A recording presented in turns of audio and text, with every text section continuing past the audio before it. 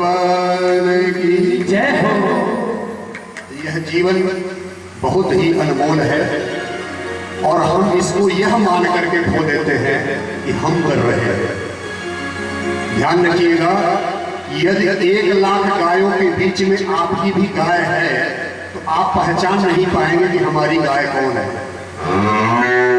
1 लाख गायों का झुंड है, उसमें से एक गाय आपकी है, आप नहीं पहचान पाएंगे 1 लाख गायों के बीच में की कौन सी है। लेकिन उस बछड़े को अगर आप छोड़ दीजिए तो 1 लाख या 1 करोड़ गायों के बीच में बछड़ा अपनी मां को पहचान लेगा। उसी प्रकार से हमारा आपका कर्म, आप कहीं भी जाकर छूट जाइए, कर्म कभी पीछा नहीं छोड़ेगा। कर्म प्रधान विश्व करेगा, जो जिस तरह सफल। गाय के बछड़े की तरह कर्म आपके पीछे पीछे चलेगा, वो नहीं छोड़ेगा। कर्म का जन्म कहां से होता है, उसका बाप कौन है? कामना। कामना से कर्म का जन्म होता है। तो हमें क्या करना है? निष्काम होना है, क्योंकि हम जो कर रहे हैं वो भगवान का कार्य कर रहे हैं। अपना शब्द जहां आएगा वहां कामना होगी, जहां ईश्वरीय कार्य आएगा वहां पे कामना नहीं होगी। सेवार्पण भाव जहां पे रहेगा, आप सेवक बन पे काम कीजिए। घर पे कोई व्यक्ति नया घर बनाता है तो गृह प्रवेश करता है। इस गृह प्रवेश क्यों करता है? भगवान का प्रवेश कि प्रभु ये आपका घर है, हम सेवक हैं, हम सेवक बन के रहेंगे। भोजन भी करेगा तो भगवान को पहले करा के, भगवान जी बैठे हुए मालिक ये हैं, हम सेवक हैं। इसलिए गृह प्रवेश किया जाता है। नवग्रह शांति के लिए गृह प्रवेश नहीं किया जाता, क्योंकि नवग्रहों से भी बड़ा एक ग्रह है, उसका नाम है भगवान का अनुग्रह। लोग ग्रह शांति का उपाय ढूंढते हैं कि हमारी ये राशि खराब है, ये ग्रह खराब है। अरे सभी ग्रहों से बड़ा तो भगवान का अनुग्रह है। उस अनुग्रह के आगे ग्रह कहाँ टिकेंगे? तो हमें यदि उनका सेवक बनेंगे, जो भी कार्य आप दैनिक जीवन में कर रहे हैं, अपने धनोपार्जन के लिए कर रहे हैं, अपने गृहस्थी के लिए कर रहे हैं, ईश्वरीय काम नहीं करना है, कार्य से प्रेम नहीं करना है, प्रेम से कार्य करना है। यही मनुष्य के कल्याण का सर्वश्रेष्ठ मार्ग है। अवतारों की कथा में सूत जी बताते हैं कि भगवान के नाभि से कमल निकला, उसमें से ब्रह्मा जी निकले, ब्रह्मा जी का अवतार हुआ। उसके बाद वराह अवतार हुआ, नर नारायण अवतार हुआ, ऋषभदेव अवतार हुआ, कपिल मुनि, दत्तात्रेय, धन्वंतरी आदि 24 अवतारों का उनसे वर्णन करते हैं। लेकिन पूर्ण अवतार कौन कौन से बताते हैं? वो पूर्ण अवतार बताते हैं कि भगवान श्री राम और कृष्ण का अवतार ही पूर्ण अवतार है, बाकी भगवान के अंशावतार है। क्योंकि भगवान ने अपने अंश को प्रकट किया, अंश से ही काम हो जाएगा, पूर्ण जाने की जरूरत क्या है? भगवान के पूर्ण अवतार 2 ही है, रामावतार और श्री कृष्णावतार। राम का अवतार मानवीय धर्म के लिए है और श्री कृष्ण का अवतार ईश्वरीय धर्म के लिए है। भगवान राम ने जो कहा है वो हमें आपको करना है, और भगवान राम ने जो किया है वो हमें आपको करना है, और भगवान श्री कृष्ण ने जो कहा है वो एक को किए हुए को करना है और एक कहे हुए को करना है। क्योंकि कृष्ण ने जो किया है वो करने का प्रयास मत करना। उनका प्रारंभ ही पूतना के जहर से होता है, तो ये नहीं कि हम जाके पहले जहर पिएंगे तो बचेंगे ही नहीं, तो बाकी काम कहां से करेंगे? तो अब कथा आती है, सौनक आदि ऋषि पूछते हैं कि वेद व्यास जी ने श्रीमद् भागवत की रचना कब किया? तो सूत जी कहते हैं कि द्वापर युग का अंतिम चरण था, कलयुग का प्रवेश होने वाला था। वेद व्यास जी ने वेद को 4 भाग किए। वेद पहले एक था, 4 खंडों में उसको विभाजित किया, 17 पुराणों की रचना की। फिर 18वें उनको संतुष्टि नहीं मिल रही थी कि कुछ न कुछ कमी है, कुछ न कुछ कमी है। उस कमी को देखते हुए खिन्न होकर के बैठे थे, खिन्न होकर के वो बैठे हुए थे सरस्वती जी नदी के तट पर। अचानक में उनको वहां पे नारद जी आ जाते हैं। नारद जी ने जब देखा तो कहा कि हे गुरुवर, आप इतने खिन्न से मलिन क्यों दिखाई दे रहे हैं? तो बोले नारद जी, हमने 17 पुराण लिखे हैं लेकिन हमें संतुष्टि नहीं हो रही है, कहाँ कमी रह गई? तो जब नारद जी ने सुना, उनका पुराण देखा, तो बोला आपने एक कमी छोड़ दी। बोले क्या कमी छोड़ दिया? बोले आपने लोगों को थोड़ा सा छूट दे दी, आपने लोगों को छूट दे दिया थोड़ा सा। आपने 90% को भगवान की कथा और प्रेम और 10% छूट दे दिया। ये काम हम लोगों के लिए भी लागू है। हम लोग अपवाद को पहले पकड़ते हैं। अगर आप डॉक्टर के पास गए, डायबिटीज के मरीज हैं दिखाने के लिए, तो डॉक्टर ने सारी बातें, सारा परहेज बताई, ये नहीं खाना, ये नहीं खाना, ये नहीं खाना। आप बोले चाय पी सकते हैं क्या? बोले नहीं, चाय तो बहुत नुकसान करेगी। कभी पी सकते हैं क्या? बिल्कुल नहीं पी सकते क्या? वो समझ जाएगा कि चाय ज्यादा पीता है तो भी समझेगा, नहीं मानेगा तो चलो हफ्ते में एक दिन पी ही लेना। अब जितना परहेज डॉक्टर ने बताया वो याद नहीं रहेगा, लेकिन घर आकर के पहले पता है आप क्या बताएंगे? हफ्ते में एक बार चाय बोला है, आज शुरू करो, पहले आज ही पहला दिन। अपवाद व्यक्ति याद रखता है, परहेज नहीं याद रखता। तो नारद जी कहते हैं कि वेद व्यास जी आपने यही काम किया कि लोगों को थोड़ी सी छूट दे। भाई अचानक किसी को धर्ममय बनाइए तो नहीं बनेगा वो, थोड़ा सा छूट देने से वो बन जाता है। तो उन्होंने ऐसा किया कि थोड़ा सा फिर खा ही दो जो उल्टा पुल्टा खाते हैं, थोड़ा सा कर ही दो। अब लोगों ने पकड़ लिया, ये देखो शास्त्रों में लिखा गया है, शास्त्रों में लिखा है कि बलि चढ़ाना है, ये देखो शास्त्रों में। लोगों ने उसी लाइन को पकड़ लिया, अपवाद को पकड़ लिया, बाकी क्या चीजें लिखी गई उसको नहीं पकड़े। एक गुरु जी थे, शिष्यों को पढ़ाते थे। एक शिष्य उनके पास ऐसा आया, उसके घर वाले हो गए उससे परेशान, गुरुकुल में लेके आए। बोले गुरु जी आप ही संभालो, गुरु विष्णु गुरुदेवो महेश्वर, आप ही संभाल सकते हो, बाकी कोई संभाल नहीं सकता। बोले छोड़ दीजिए, इसको सुधार देंगे। बोले चला करना है।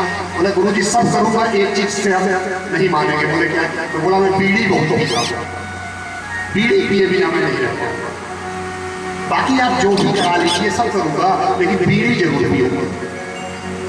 गुरु तो गुरु होते हैं। बोले ऐसा यहाँ गुरुकुल में आए हैं, यहाँ तो ये वर्जित है। बोले गुरु जी वह नहीं पाऊंगा। तो वो सोचे किसको लाइन में तो लाना है, कह देंगे भगा देंगे तो ये कहीं न कहीं जाकर के प्रकृति का, समाज का नुकसान करेगा। अब हम नहीं सुधारेंगे तो कौन सुधारेगा? तो बोले ठीक है, हफ्ते में एक दिन तो इतवार को पी लेना जितना चाहे। वो सोचे हफ्ते में पहले एक करते हैं, कुछ दिन बाद महीने में करेंगे, कुछ दिन बाद धीरे धीरे छूट जाएगा। तो इतवार को बीड़ी पीने लगा। एक दिन गुरु जी कहीं अनुष्ठान में गए, वो आराम से बैठ करके पी रहा है। बाकी विद्यार्थी देखे, बोले क्या कर रहे हो? गुरु जी को पता चलेगा, डांटे तुम गुरुकुल में होकर के बीड़ी पी रहे हो। अरे बोले भैया गुरु जी ने बोला है कि इतवार को बीड़ी पीना, और इतवार को बीड़ी पीना लाभदायक होता है। तो बोले यार ये बात गुरु जी ने हमको नहीं बताई, इतवार को बीड़ी पीना लाभदायक होता है, भगाओ। सारे शुरू हो गए। अब समझिए, लोग अपवाद को जल्दी पकड़ते हैं, कल्याणकारी मार्ग को नहीं पकड़ते। तो नारद जी ने बताया कि मुझे देखो, मैं पूर्व जन्म में दासी का पुत्र था, और आज भगवान का अनुग्रह देखिए कि मैं उनका परम भक्त हूं, बीड़ा लिए देवर्षि बना घूम रहा हूं। मैं पूर्व जन्म में दासी का पुत्र था। मेरी माँ सेवा करती थी ऋषि मुनियों के यहाँ, चातुर्मास्य करने के लिए ऋषियों का समागम हुआ, उनकी खाना बनाती थी मेरी माँ। अंत में जो बचता था उनका जूठन खाती थी और हमें खिलाती थी, और माँ हम दो ही थे। और जब वो लोग भजन कीर्तन करते थे मेरा मन लगने लगा। 4 महीने के बाद वो जाने लगे, जब उनका चातुर्मास्य पूर्ण हुआ, और जब वो जाने लगे तो मैं रोने लगा कि मैं भी जाऊंगा, क्योंकि मुझे भजन कीर्तन अच्छा लग रहा था। तो ऋषियों ने समझाया कि तुम्हारी माँ के एक ही तुम ही हो, कोई दूसरा है नहीं, अगर तुम चले जाओगे तो माँ कैसे रहेगी? तो माँ के वजह से मैं नहीं जा पाया। एक दिन माँ गाय दूध निकालने, गाय का दूधने गई, उसको सांप ने काट दिया, माँ मर गई। तो नारद जी बोले मैं प्रसन्न हुआ, इसलिए नहीं प्रसन्न हुआ कि माँ मर गई तो मुझे खुशी मिली, इसलिए प्रसन्न हुआ कि अब कहीं भी हम सत्संग में जा सकते हैं, माँ का जो बंधन था वो मेरे लिए दूर हो चुका है। अब हम कहीं भी जाकर के भगवान का कीर्तन कर सकते हैं। और वो भगवान का कीर्तन करने में इतने मग्न हो गए, इतने मग्न हो गए कि उनके अंतःकरण में भगवान शक्ति दिए, अपना दर्शन दिए, और दर्शन देकर के भगवान विलुप्त हो गए। और नारद जी को लगा कि अचानक भगवान आए, कहाँ चले गए? तब उनको आकाशवाणी हुई कि तुम प्रतीक्षा करो। उसी समय आकाश से बिजली गिरी और नारद जी का भौतिक शरीर छूट गया। तो नारद जी कहते हैं कि जिस समय प्रलय काल आया तो ब्रह्मा जी भी नारायण के श्वास नली में समाने लगे। तो ब्रह्मा जी के साथ साथ मैं भी भगवान के श्वास नलिका में चला गया। और जब सृष्टि का प्रारंभ हुआ तो उस सृष्टि के प्रारंभ में जब ब्रह्मा जी आए और ब्रह्मा जी ने 10 ऋषियों को प्रकट किया, उन्हीं के द्वारा मैं भी प्रकट हुआ। तो ये अवसर उन लोगों को मिलता है, उन जीवात्माओं को मिलता है जो सर्वदा नैष्ठिकी भक्ति में लीन रहते हैं। तो जब ऐसा ज्ञान देकर के उन्होंने वेद व्यास जी को बताया कि आप उसमें भगवान का रसमयी कथा लिखो, तब उन्होंने 18वां पुराण लिखा, श्रीमद् भागवत महापुराण, जो वेदों का पका हुआ फल है, तब इसकी रचना हुई। और सबसे पहले जब लिखा तो किसको सुनाए, उनको अपने पुत्र की याद आई। तो सौनक ऋषि पूछते हैं कि सुखदेव जी तो निर्गुण ब्रह्म में प्रतिष्ठित है, वो कथा सुनने क्यों आए, वो तो उनके घर में थे ही नहीं। तो इसका उत्तर देते हुए सूत जी कहते हैं कि भगवान की भक्ति ऐसी है कि उसको व्यक्ति छोड़ नहीं सकता है। वो अपना कहीं वन में भगवान के लीन थे, व्यास जी ने क्या किया, कई शिष्यों को भगवान के श्लोक सुना सुना करके भेजा। जैसे श्लोक उनके कान में गए, सुखदेव जी बाहर निकले, भगवान का ये कथा कौन सुना रहा है, जो हमने भोले बाबा से सुना था। उसको सुन करके वो आए, तब व्यास जी ने उनको श्रीमद् भागवत की कथा सुनाई कि सबसे पात्र व्यक्ति मेरा यही पुत्र ही है। और उनकी पात्रता को देख करके भगवान ने उनको वो कथा सुनाई और फिर उन्होंने राजा परीक्षित को सुनाई। तो अब पुनः प्रश्न करते हैं सौनक ऋषि के राजा परीक्षित तो 7 दिन लगातार सुनाई, लेकिन हमने सुना है कि सुखदेव जी किसी भी जगह उतना रुकते थे जितने देर में गाय दूहते थे। तो उतनी देर में राजा सुखदेव जी को ये 7 दिन रुके कैसे? सुखदेव जी 7 दिन रुक करके कैसे कथा सुनाए, कि वो तो रुक ही नहीं सकते थे। वो किसी भी जगह इतना ही क्षण रुकते थे जितनी देर में व्यक्ति गाय का दूध निकालता है, वो दोहन करता है। तो इसके लिए अब वर्णन करते हुए कहते हैं कि महाभारत समाप्त हो चुका था, महाभारत का युद्ध समाप्त हो चुका था। घायल अवस्था में, अंतिम अवस्था में दुर्योधन पड़ा हुआ था, सारी सेना मारी गई, उसका भाई मारा गया, सारे भाई चले गए। अब वो दुखी होकर के तड़प रहा है, मृत्यु की प्रतीक्षा कर रहा है। एक व्यक्ति उसकी सेना में बचा है, उसका नाम है अश्वत्थामा। अश्वत्थामा कौन है? गुरु द्रोणाचार्य का पुत्र। अश्वत्थामा ने बोला, मित्र हमने तुम्हारा वैभव देखा है, तुम्हारे जलवे को हमने देखा है, आज क्या दिन आ गया तुम अकेले तड़प रहे हो, कोई तुम्हारी अंतिम इच्छा है तो मुझसे कहो। अश्वत्थामा कहता है, दुर्योधन कहता है अश्वत्थामा से, इच्छाएं कुछ नहीं है, एक ही चीज लेकर के हमको बहुत कष्ट है कि हम 100 भाई थे, एक भी नहीं बचे, और पांडव 5 भाई थे, एक भी नहीं मरे। अगर एक भी उनमें से मर जाता तो मैं खुशी खुशी आज अपनी देह को त्यागता। ये कष्ट अश्वत्थामा सबसे बड़ा है। बोला, मित्र कुछ भी हो जाए, आज तुम प्रतीक्षा करो, रात तक हम तुमको उन पांडवों को वध करके तुम्हारे पास ले आते हैं और तुम खुशी खुशी मरना। क्योंकि पांडव युद्ध जीते थे, उत्सव मनाने के लिए भगवान कृष्ण उनको शिविर से दूर लेकर के चले गए और उन पांडवों के पुत्र जाकर के उनकी चाचाई भाई के पलक पे लेट गए। अश्वत्थामा रात में आया, काग उल्लू न्याय विधि से, उल्लू को रात में दिखता है, कौवे को नहीं दिखता, तो उल्लू कौवे के ऊपर रात में आक्रमण करता है। इस विधि को बोलते हैं काग उल्लू न्याय विधि। उस विधि से अश्वत्थामा ने उनके शिविर पे आक्रमण कर दिया और 5 पांडपुत्रों के गर्दन को काट दिया और लेकर के दुर्योधन के पास पहुंच गया कि देखो मित्र, तुमने कहा था कि एक भी पांडव अगर मारा जाएगा तो मुझे संतुष्टि होगी, मैं 5 को मार करके ले आया।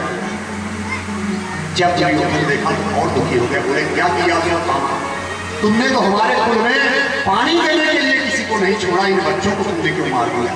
ये पांडव नहीं है, ये पांडवों के बच्चे। ऐसा तुमने क्यों किया? सुबह जब द्रौपदी ने देखा कि हमारे 5 बच्चों को मार दिया, विलाप करने लगी और पांडव जो वापस आए तो उनका विलाप सुन करके बोले कि पांचाली तुम प्रतीक्षा करो और तुम्हारे सामने घसीट करके ला करके मारूंगा अश्वत्थामा को। उसके अलावा यह कार्य किसी ने नहीं किया। और कृष्ण के साथ में जाकर के अश्वत्थामा को पकड़ते हैं।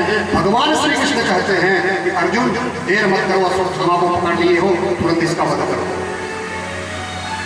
लेकिन अर्जुन ने कहा नहीं, हमने पांचाली को वचन दिया है कि हम उसके सम्मुख पहुंच करके ही इसको मारेंगे और घसीटते हुए लेकर के आते हैं। बोले पांचाली ये मैं लेकर के आया, अब बताओ इसको क्या दंड देना है। जैसे ही द्रौपदी, समझिएगा, जिस माँ के 5 बच्चों का वध किया गया वो द्रौपदी जैसे ही अपने मामा को देखती है जाके उनका पांव छूने लगती है।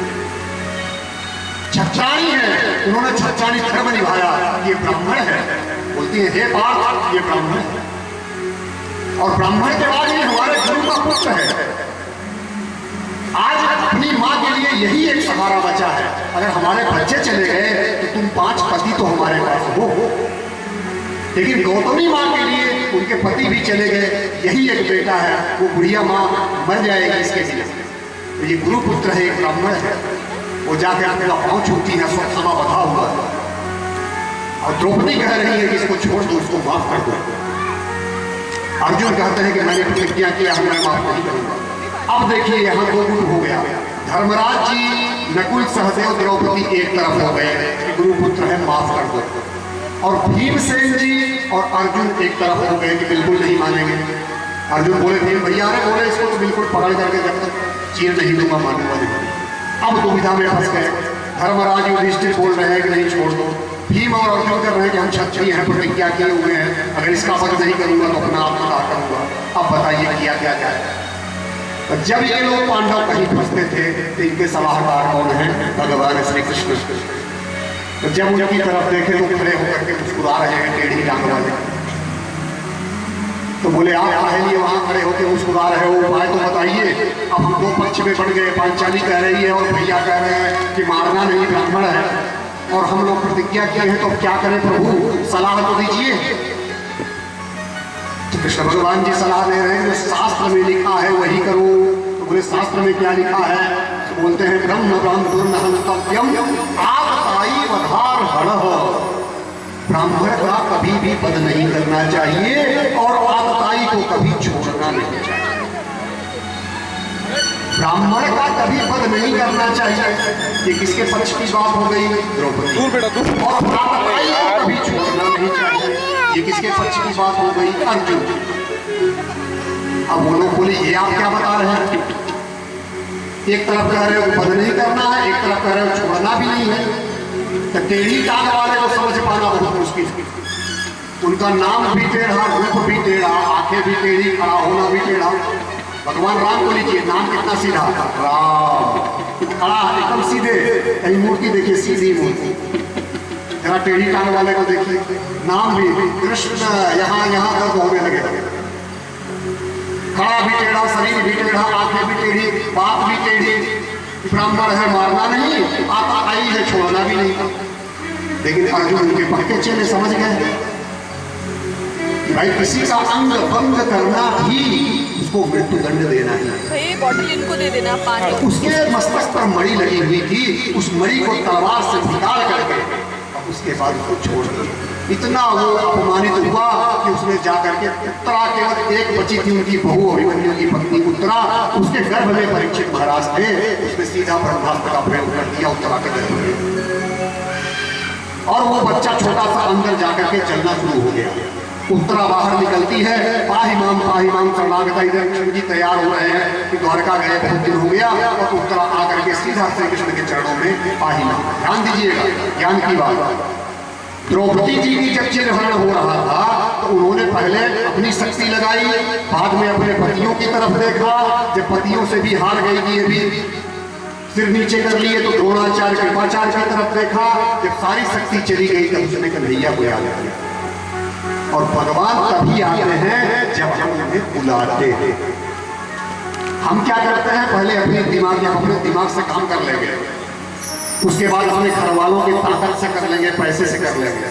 जब हम आप कहीं के नहीं रह जाते हैं तब भगवान की समझ में जाते हैं, और वो सदैव प्रतीक्षा करता रहता है, बुलाओ तो एक बार, बुलाओ तो एक बार। 5 भाई राजा हैं, उत्तरा चाहती तो अपने ससुर अर्जुन, युधिष्ठिर, भीमसेन को बुलाती, लेकिन सीधा कृष्ण के पास जाकर के पाही माम शरणागता, मेरे गर्भ की रक्षा किए। भगवान तत्क्षण उसके गर्भ में जाकर के चतुर्भुज रूप धारण करके उस ब्रह्मास्त्र के तेज को शांत करते हैं, और वो बच्चा देखता है कि चतुर्भुज धारण करके कौन आया और हमको बचाया, और उसके बाद बाहर आते हैं। इसीलिए परीक्षित जी का नाम हो गया था विष्णुराज। बोलिए भगवान की जय। और जब परीक्षित जी जन्म लिए तो टुकुर टुकुर देखते रहते हैं कि कहाँ गया जो हमको गर्भ में रक्षा कर रहा था। और ध्यान दीजिएगा, माँ बाप बच्चे का पालन पोषण तब करते हैं जब बच्चा जन्म लेता है। तो आप ये समझिए कि गर्भ में कौन पालन पोषण कर रहा है? सबका गर्भ में पालन पोषण भगवान करते हैं। इसीलिए बच्चे जब पैदा होते हैं तो एक टकी निगाह से तक देखते हैं कि जो अंदर हमको बचा रहा था, रक्षा कर रहा था, वो था कौन? गर्भ के अंदर बच्चा जन्म में रहता है। कभी कभी डॉक्टर बोलता है कि जब पानी कम हो गया है, बच्चे के लिए खतरा है, तो पानी के अंदर रहता है। अभी बाहर निकाल के पानी में डालिए चला जाएगा, तो पानी के अंदर रहता है। भगवान उसकी रक्षा करते हैं। जन्म लेता है भगवान अपने क्षीर सागर से। कई लोग बोलते हैं इतिहास में प्रमाण नहीं है, कहाँ है क्षीर सागर, कहाँ है दूध का सागर? अरे भाई, जितने भी जीव हैं बच्चे को जन्म देते हैं तो माताओं के स्तन से कहाँ से जो दूध की धारा आती है वो भगवान का ही तो कनेक्शन है, क्षीर सागर का लगा हुआ है। इससे बड़ा प्रमाण क्या पाएंगे? अगर आप जोड़िए एक दिन में समस्त जीवों का, जितनी भी माताएं हैं, कितना दूध भगवान कनेक्शन दे रहे हैं। तो ये भगवान की कृपा से ही बच्चे गर्भ में रक्षित होते हैं और उनकी कृपा से ही उनको दूध का पान कराने के लिए माताओं का को कनेक्शन दे रहे हैं। कहां से? क्षीर सागर से। परीक्षित के गर्भ की रक्षा हुई। उसके बाद कुंती ने उनको प्रणाम किया। भगवान कृष्ण बोल रहे हैं, बुआ जी आज उल्टी गंगा क्यों बहा रहे हो? आप बुआ हो, आप हमको प्रणाम क्यों कर रहे हो? देखो तुम बुआ बुआ करके हमको बहुत उल्लू बनाए। आज हमको तुम नारायण हो, भगवान हो, प्रणाम कर लेने दो। तुमने हमारे ऊपर जो कृपा की है, अपनी सगी माँ पर तुमने ऐसी कृपा नहीं की। तुम भगवान थे और द्रौपदी के 6 बच्चे, 7 बच्चे उनके आंखों के सामने मारे गए। तुम एक को भी नहीं बचाए। मैं बुआ हूँ, लेकिन हमारे एक भी बच्चे को तुमने आज नहीं आने दिया। आज हमको प्रणाम कर लेने दो। तो कुंती जी उनकी स्तुति करती है और अंत में कहते हैं, बुआ वरदान मांग लो। कुंती ऐसा वरदान मांगी, आज तक इस धरा में कोई वैसा वरदान नहीं मांगा। कुंती ने क्या वरदान भगवान से मांगा था? कि हमें सदैव दुख की प्राप्ति हो, सदैव दुख मिले। बोले बुआ तुम्हारी दिमाग तो ठीक है? बोले हाँ बिल्कुल ठीक है, हमें सदा दुख मिले, क्योंकि दुख मिलेगा तो तू याद आएगा, दुख नहीं मिलेगा तो तू भूल जाएगा। उसके बाद भीष्म पितामह के पास जाते हैं, खड़े होते हैं। भीष्म पितामह बोले उत्तरायण हो गया। उत्तरायण का मतलब स्वर्ग के दरवाजे खुले रहते हैं, साक्षात कृष्ण सामने हैं।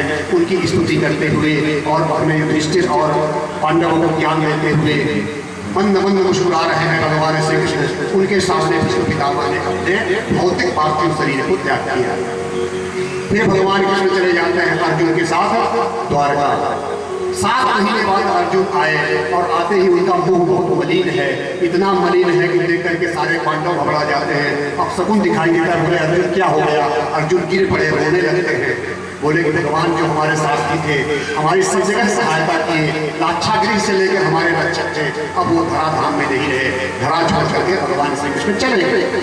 जैसे सुना कुंती माता ने गिरी जमीन में धराम से, उन्होंने शरीर को त्याग किया। फिर 5 पांडव परीक्षित को राजा बना करके और स्वयं पर को प्रस्थान किए द्रौपदी के साथ, और एक एक करके उन्होंने सही शरीर को त्याग किया। अब परीक्षित राजा बन गए। परीक्षित राजा बन गए हैं और राज्य कर रहे हैं, शासन कर रहे हैं। और उनके शासन का क्या स्थिति है, इसका वर्णन हम करते हैं। तो सबसे बड़ा क्या है? भगवान का नाम। हमें एक चीज कभी नहीं भूलनी चाहिए। क्या नहीं भूलनी चाहिए?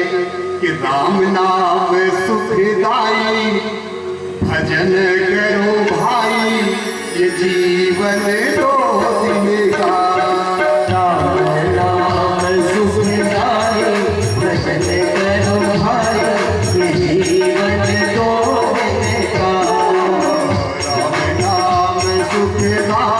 भजन करो भाई, ये जीवन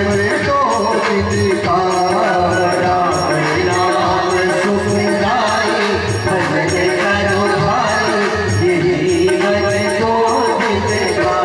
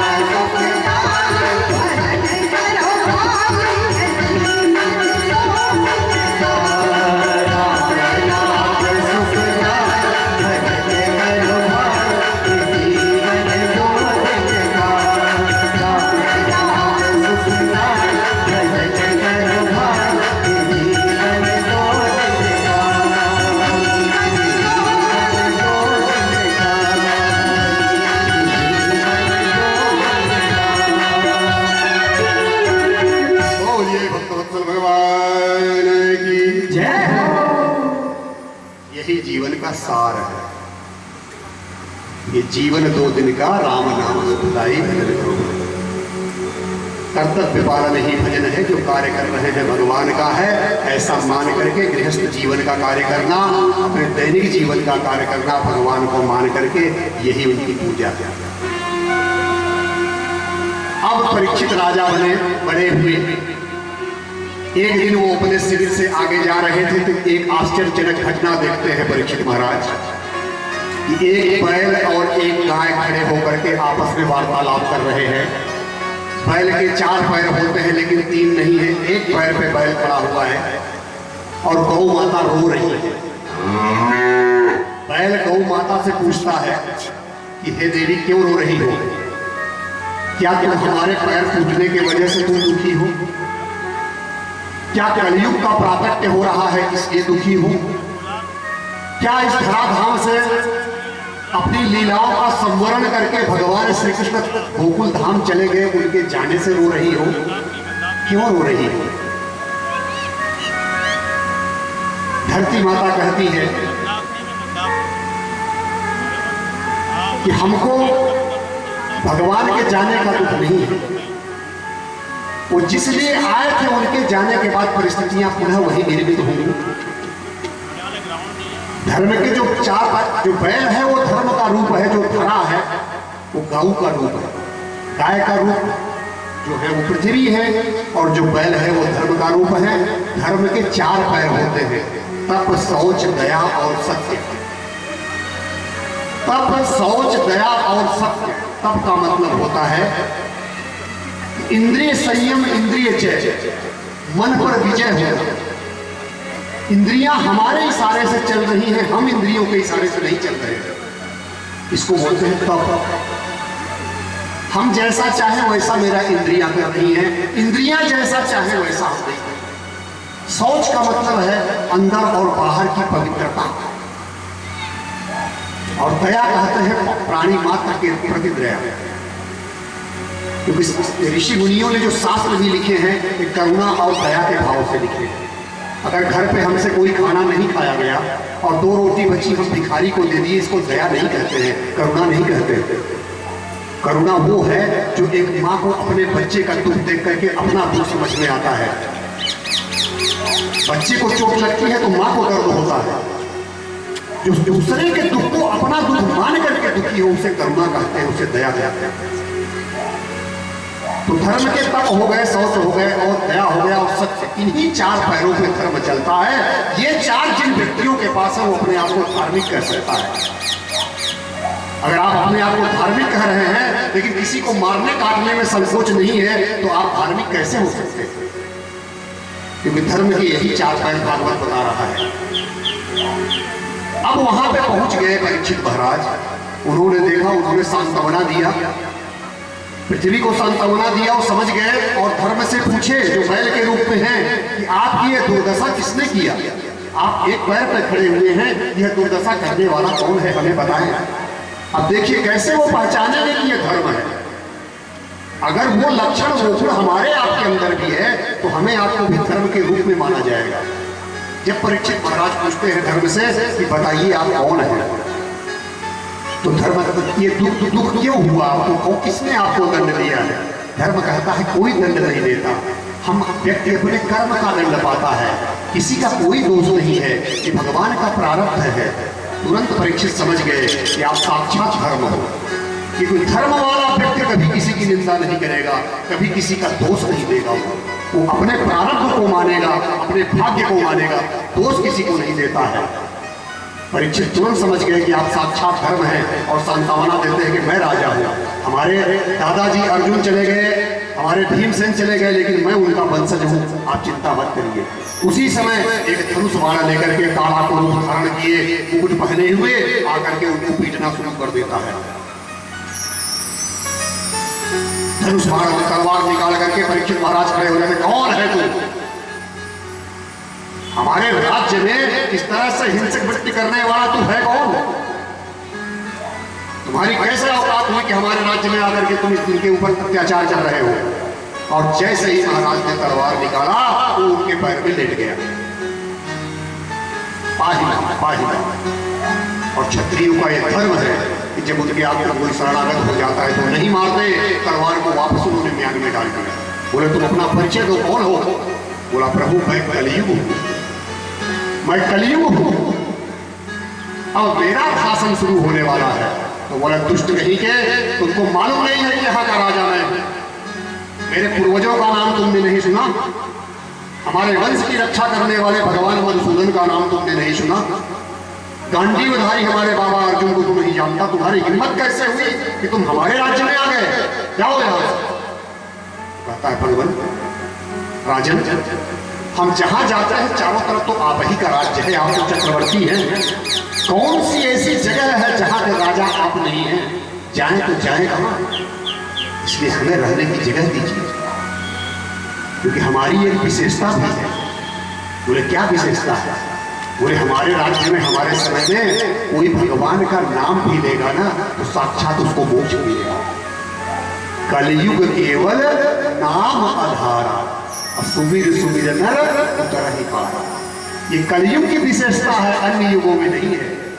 ये गिफ्ट केवल कलयुग देता है, बाकी युग नहीं देते। कलयुग केवल नाम आधारा, सुमिर सुमिर नर उतर ही पारा। अगर हम नाम भी ले लेते हैं, 10 इंद्रियां और एक मन को एकाग्र करके एकादशी की तरह, तो उसी में हमारा उद्धार हो जाता है। तो उनको दया लगी कि यार कुछ विशेषता भी है, इसको 3-4 जगह इसको दे देते हैं। उसको 4 जगह दे दिया, इन चारों जगहों में जाके तुम निवास करो। कहाँ कहाँ जगह दिए? द्यूतम पाणम स्त्रियः सूना यत्रा धर्मश्चतुर्विधः, 4 स्थान उन्होंने दे दिया। द्यूतम, द्यूतम माने जहां पे जुआ खेला जा रहा हो, सट्टेबाजी की जा रही हो, वहां सत्य कभी नहीं रह सकता है। जहां सट्टेबाजी चलती है सत्य वहां रह ही नहीं सकता, वहां कलयुग को बोले जाके तुम रहो। कलयुग का अर्थ समझिएगा, कलयुग का मतलब होता है कलह। कलयुग माने कलह का युग, कलह माने लड़ाई झगड़ा। लोगों के अंदर सहनशीलता नहीं रहेगी, छोटी छोटी बात पे लड़ाई करेंगे। ये कलयुग का प्रभाव है। और कलयुग का एक और नाम है मशीन युग, मंत्र युग नहीं, यंत्र युग। यंत्र, मंत्र को साइड करो, यंत्रों को लाओ, ये है कलयुग। तो बोले तुम जाकर के जहां सट्टेबाजी होती है वहां पे रहो, द्यूतम। और दूसरा स्थान दिया पानम, मद्यपान, जहां पे मदिरापान होता हो, नशा होता है, वहां पे जाके तुम रहो। क्योंकि जहां नशा होगा वहां विवेक नहीं हो सकता। अगर आप सोचें कि वहां विवेक भी बना रहेगा तो नशा के सामने विवेक नहीं हो सकता है। और तीसरा स्थान दिया स्त्रियः संगः, जहां कामातुराणाम न भयं न लज्जा, जहां पे वेश्यावृत्ति होती हो, क्योंकि वहां लज्जा नाम की चीज नहीं रहती है। जाओ कलयुग तुम वहां रहो। और चौथा स्थान दिया सूनम, कसाई खाना, जहां क्रूरता और हिंसा होती हो, रजोगुण विक्षेपकारी होता हो, वहां पे दया नहीं हो सकती है। धर्म के जो 4 गुण हैं, तो एक जगह सत्य नहीं हो सकता जहां पे सट्टेबाजी होती है, एक जगह दया नहीं रह सकती जहां पे कसाई खाना होगा।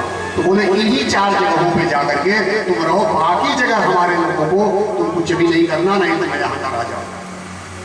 तो बोला महाराज जी इतनी बड़ी राज्य है, क्या छोटे छोटे 4 जगह मुझको पकड़ा दिए? जब हमारे अंदर एक विशेषता भी है कि हमारे नाम से लोग भव सागर को भाव सागर में परिवर्तन कर देंगे। हम लोग भव सागर में हैं, लेकिन भगवान के नाम का सहारा भव सागर को क्या बना देगा? भाव सागर। तो इतनी बड़ी विशेषता है, तो थोड़ा सा कुछ तो उन्होंने एक स्थान उसको और दे दिया, सुवर्ण। सुवर्ण का मतलब धन, ऐसा धन जो बिना मेहनत के कमाया जाए, उसमें भी तुम जाके बैठे। क्योंकि बिना मेहनत वाले धन में लालच होगी, और लालच होगी तो शत्रु वैर भाव होगा, तो लड़ाई होगी, कलयुग तो रहेगा ही रहेगा। ये 5 स्थान उन्होंने दे दिया। क्या क्या दिया? झूठ, मद, काम, वैर और रजोगुण। ये 5 स्थानों पे कलयुग, बाकी स्थान पे कलयुग रह नहीं सकता। अगर इन 5 से कोई व्यक्ति दूर है तो उसको कलयुग का कोई प्रभाव नहीं होगा, हो ही नहीं सकता। बोलिए भगवान की। उसके बाद राजा परीक्षित ने धर्म के 3 पैरों को जोड़ करके पृथ्वी का संवर्धन किया, और एक बार अपने शिविर से वो चल दिए शिकार करने के लिए, उनको लगी प्यास, और प्यास लगी तो वो कहाँ पहुंचे? एकदा धनुर्धम्य विचरन् मृगयाम्बरे मृगाननुगतः शान्तः क्षुधितस्रस्तेषितो वृखम् जलाशयं चक्षारः प्रविवेश तमाश्रमम् ददर्श मुनिमाशीनं शान्तः मिलितलोचनम्। उनको लगी प्यास, इधर उधर देखे, उनको कुछ भी नहीं दिखा, तो एक जलाशय भी नहीं दिखा, तो अब कहाँ जाए? एक ऋषि मुनि को देखे तपस्या में लीन है, उनके अंदर भी प्रभाव आ गया कलयुग का। बोलो राजा के अंदर क्यों आ गया? क्योंकि वो मुकुट पहने थे। तो आप बोलोगे मुकुट में कलयुग थोड़ी न रहता है। अरे भैया, वो मुकुट को उन्होंने कमाया नहीं था। जब जरासंध का वध हुआ था तो वो मुकुट उसका उठा लाए थे, जो बिना मेहनत वाला धन था। तो जैसे वो पहने थे कलयुग उस पर बैठ गया। इनको लगी प्यास, रजोगुण तमोगुण इनका हाई हो गया, तो उन्होंने आवाज लगाई पानी चाहिए। अब वो जो संत ऋषि हैं अपने तपस्या में लीन है, ये समझे कि हमको देख करके बहाना कर रहा है, इनको अपना रजोगुण आ गया, मैं राजा हूं, मेरी इज्जत नहीं कर रहा है, हमारे राज्य में आश्रम बना के रह रहा है, इज्जत नहीं कर रहा है। तो धनुष का जो अपना बाण था उसके नोक से एक सांप को मरा हुआ उठा करके उनके गले में डाल दिया और उसके बाद चले आए। अब जो बच्चे वहां खेल रहे थे ऋषि आश्रम में, उनका पुत्र है श्रृंगी ऋषि, वो गया था नदी में चल लेने। उसको पता है कि एक राजा आए थे, तुम्हारे पिताजी के गले में मरा हुआ सांप डाल दिए।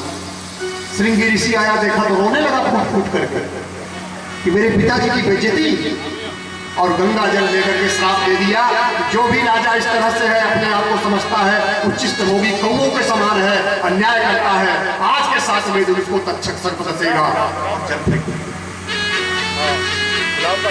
और जब उसने रोना प्रारंभ किया, गुरुदेव की आंखें खुल गई। बोले क्यों रो रहे हो? अरे बोले आपके गले में तो निकाल के फेंक दिया, क्या हो गया? बोले आपकी ये दुर्दशा मुझसे नहीं देखी गई कि, और मैंने जब बताया कि मैंने श्राप दे दिया। अब देखिए आजकल के पिताजी लोग, बच्चे किसी को श्राप दे दें, कोई दंड दे दे, तारीफ करते हैं, वाह बेटा तू बड़ा नाम करेगा, बेटा हमारा बड़ा नाम करेगा। उन्हें डांट लगाई कि तुमने बहुत गलत किया, एक धर्मात्मा राजा को इतने छोटे से कार्य के लिए तुमने श्राप दे दिया, और वो भी इतना बड़ा श्राप कि आज के 7वें दिन उसको मृत्युदंड है। बहुत गलत किया। तुमको मालूम नहीं है कि वो कौन है? गर्भ में जिसकी भगवान रक्षा कर रहे हैं विष्णु राम है। पैदा होने के बाद वो परीक्षण कर रहे थे, ऐसे ऐसे किसने बचाया, चतुर्भुज रूप कौन है, इसलिए उनका नाम हो गया था परीक्षित। परीक्षण करने की वजह से परीक्षित। बोले तुमने बहुत गलत किया, लेकिन अब श्राप दे दिया तो दे दिया, इतना करो कि जाकर के उनको सूचना दे दो। अब जब वो मुकुट आ करके अपना उतारते हैं, अब उनको ज्ञान आया, अरे बाप रे मैंने तो बहुत बड़ी गलती कर दी। अपने आप बोलते हैं कि हमारा खानदान ऐसा खानदान रहा है जो गौ और ब्राह्मण की सदा सेवा किया है, गौ ब्राह्मणों को सदा इज्जत किया है, आज हमारे हाथ से क्या दुष्कर्म हो गया, हमने बहुत निंदित कार्य किया है। तभी उनको दूर सूचना देता है कि आपको श्राप लग गया है, आज के 7वें दिन आपको तक्षक डस लेगा, अब आपको जो उपाय करना हो कर लीजिए। वो बहुत खुश होते हैं कि बहुत कम दंड दिया, मैं तो जीने का अधिकारी नहीं हूं, मैं एक ब्राह्मण का हूं। मुकुट उतारने के बाद सारा ज्ञान हो गया, और मुकुट पहने थे तो कलयुग का प्रभाव था। तो वो खुश हो गए कि हमें अच्छा किया कि दंड दिया, हम जीने के अधिकारी नहीं हैं, क्योंकि हमारा खानदान वो है जो ब्राह्मणों को सदैव इज्जत करता रहा है, आज हमारे हाथ से ब्राह्मण का अपमान हुआ। तुरंत राजपाट छोड़ करके और अपने बेटे जन्मेजय को सौंप करके सीधा गंगा के तट पर आकर के बैठ जाते हैं, अपने आप को पूछते हैं अहो वयम धन्यतमा।